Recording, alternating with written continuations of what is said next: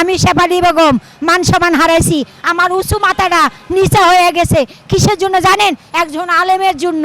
উনি যদি আমার সাথে বদমাইশি না করতো আমার চাকরিটা যেত না। কোনটা ভালো হুজুর কোনটা খারাপ হুজুর এলে কি কমিটি চোখ দিয়ে দেখে না? চোখে কমিটির কি চোখ বন্ধ? মুর্তজা ফয়জি মাসুমুল্লাহ গুলশান সোসাইটি মসজিদের ও হলো 1 নাম্বার কাফের। ও 1 নাম্বার কাফের।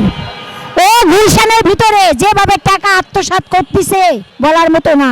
তারা করে কি নিজের পকেট ভরার জন্য ব্যস্ত থাকে, কেমনে একটা বাড়ি করবে, কেমনে একটা গাড়ি করবে। আচ্ছা আপনারা বলেন তো, আমি এই মিডিয়ার সামনে বলতে পারি, কেউ যদি আমাকে গুলি করে মেরে ফেলেন আমার কোনো যায় আসে না। কিসের জন্য?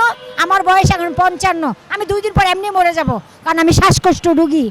আপনারা আমাকে একটা সত্যি কথা বলেন তো, কোনো মসজিদের মুয়াজ্জিন বা হুজুর বা খাদেম তারা কোনো মহিলার গায়ে হাত দেয়? তারা মারে? হুজুররা একটা মহিলা যখন রাস্তার মধ্যে ভিক্ষাতে আসবে মসজিদের সামনে, মহিলা গায়ে হাত তুলবে কেন? কোনটা ভালো হুজুর কোনটা খারাপ হুজুর এলে কি কমিটি চোখ দিয়ে দেখে না? চোখে কমিটির কি চোখ বন্ধ? অন্ধ? কিসের অন্ধ? কোন কারণে অন্ধ? সত্যি কথা কমিটি তুলে ধরে না কেন? যারা এই লাইনে আছে তাদের বাদ দেখ, আবার ভালো করে চেক করে নিয়ে আসুক। আগে দেখতে হবে তার মসজিদে চাকরি করার যোগ্যতা আছে কিনা, মাদ্রাসা চালানোর যোগ্যতা আছে কিনা, যে কতটুকু মাদ্রাসা লেখাপড়া করছে, তার সার্টিফিকেট আছে কিনা, তার চেয়ারম্যান সার্টিফিকেট আছে কিনা, তার সব পরিচয়পত্র আছে কিনা দেখতে হবে। দেখে তারপরে চাকরিতে বহাল করে নিতে হবে। মসজিদের প্রত্যেকটা জায়গায় এখন তো পুরাই ঘরে ঘরে তো সিসি ক্যামেরা, এমনভাবে সিসি ক্যামেরা দিবে সব কিছু যেন গোপনও সিসি ক্যামেরা দিতে হবে। মসজিদ কন মাদ্রাসায় কন গোপনও সিসি ক্যামেরা দিতে হবে। কিসের জন্য? আমাদের ছেলে মেয়েদের জন্য, নিরাপত্তার জন্য। নিরাপত্তার জন্য আমি আমার মেয়েটাকে ছোট্টবেলা বিয়ে দিছি এই মান সম্মান হারানোর ভয়ে, কিন্তু সেই মান সম্মান বৃদ্ধ বয়সে আমার হারাইছে। আমি শেফালি বেগম মান সম্মান হারাইছি, আমার উঁচু মাথাটা নিচা হয়ে গেছে। কিসের জন্য জানেন? একজন আলেমের জন্য। আমি 2008 থেকে 2024 সাল পর্যন্ত একটা মহিলা জামাতখানার খেজমত করলাম, সেটা তাদের সহ্য হয় নাই। আমি গাড়ি করছি, বাড়ি করছি, ব্যাংক ব্যালেন্স করছি, না নো নেভার আমি কিছু করি নাই। আমি এখন একদম নিরহ। উনি যদি আমার সাথে বদমাইশি না করতো আমার চাকরিটা যেত না। তো এটা কি কমিটি দেখে নাই? কমিটি শোনে নাই? কমিটি তো কল রেকর্ডিং শুনছে যে মাহবুব হুজুর আমাকে এই কথাটা বলছে, কই আমার বিরুদ্ধে তো অ্যাকশন নেয় নাই। আর বরঞ্চ আমার স্যারকে, আমার চেয়ারম্যানকে এপে সালমান রহমান তাকে ভুল বুঝাইয়া আমাকে চাকরি থেকে বিদায় দিছে 1 সেকেন্ডের মধ্যে।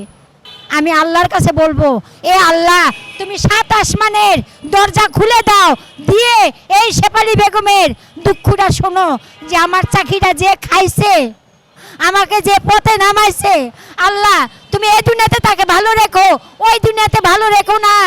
আমি একটা নিরহ মানুষ, ছোট্টবেলা বাবা মা হারাইছি, ছোট্টবেলা বাবা মা হারাইছি, ভাই বোনে হোস্টেলের থেকে বড় হয়েছি। একটা মসজিদে যখন চাকরি ঢুকলাম বলছিলাম যে আল্লাহ আমি যখন এই মসজিদে চাকরি করতেছি বাকি জীবনটা আমি যে এখানে যেন বল থাকতে পারি। কিন্তু একজন আলেম আমাকে চাকরি করতে দিল না, আমার চাকরিটা খেয়ে ফেললো। এই হাতে আমি নিম্ন 35টা মহিলার শেষ বিদায় গোসল করাইছি, শেষ বিদায় গোসল করাইছি। আবার গোসলের সময় কি করতাম জানেন?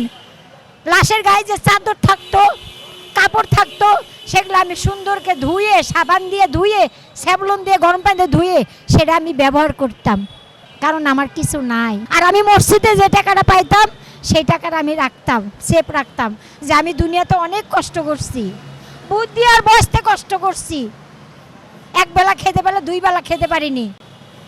তা আমি যখন চাকরি ঢুকছি যে মনে করছি আমার সন্তানটাকে আমি ভালোভাবে মানুষ করবো। আমি 2005 সালে বেগম খালেদা জিয়া আমাকে বাড়ি দিল, 10 লাখ টাকা চেক দিল, আমি সেগুলোও পাইলাম না। 2 বছর পাগলদের সাথে কারাবন্দি থাকলাম। এখন আবার একটা মসজিদে চাকরি ঢুকছি, সেই চাকরিটাও করতে পারলাম না। হায় রে দেশের পরিস্থিতি, এটাই দেশের পরিস্থিতি না? তা তোমরা এই দুনিয়াতে আরাম করবা, ওই দুনিয়াতে তোমরা আরাম করতে পারবা না। আল্লাহ ছাড় দেয়, আল্লাহ ছেড়ে দেয় না।